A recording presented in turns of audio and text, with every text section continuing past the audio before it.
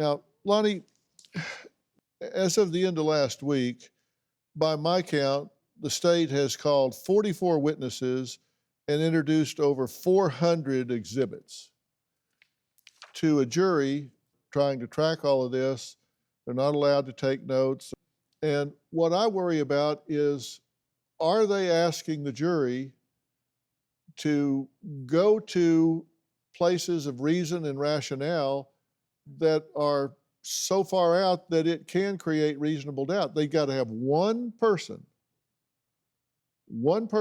that finds a reasonable doubt to hang this jury. Yeah, Dr. Phil, I think as a prosecutor, I think the prosecution strategy in this case could end up damaging the case for them. I think that putting on so much information about these financial crimes is going to look like the defense is going to say, how many hours did we spend on the financial crimes? How many hours did we spend on the murder case? It could have been done very streamlined. They could have just said, how much money did he end up stealing from the clients? $4 million. How much do you steal from the law firm? But instead they went document by document. And I think that makes it very difficult for the jurors to really understand, why is all this significant? What does it tell me about the murder case? I think where they need to go, and the focus has to be, and bring this back in the closing argument, is not so much about the money, but who his victims are and who he is betraying. When you talk about Gloria Satterfield, his housekeeper, she raised his two children. She's with them more than 20 years. She raised Buster and Paul. And now her children are left without a mother, and he says, I'm going to take care of you.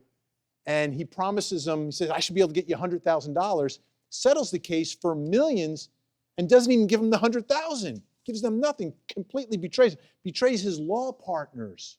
I mean, when you have a law firm, and I'm a lawyer too, you have a law firm, your law partner, like, you trust them.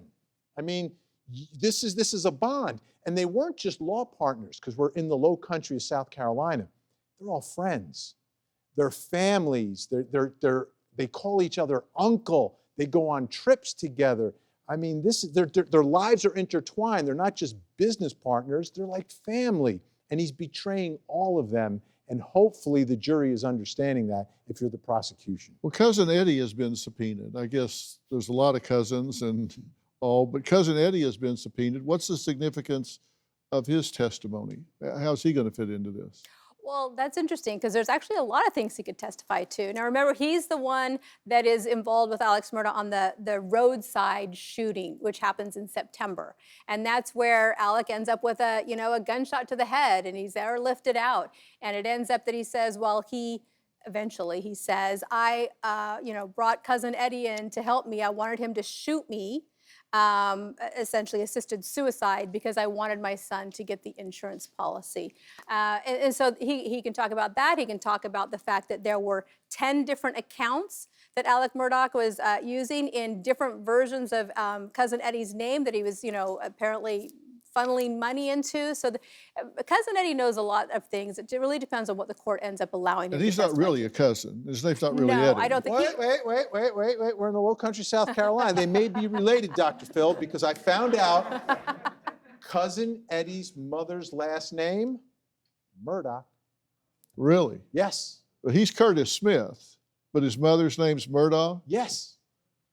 Of course it is. But he's been working with Alec for years, kind of as his handyman, kind of does whatever Alec needs done on the side, so. Including shooting him in the head.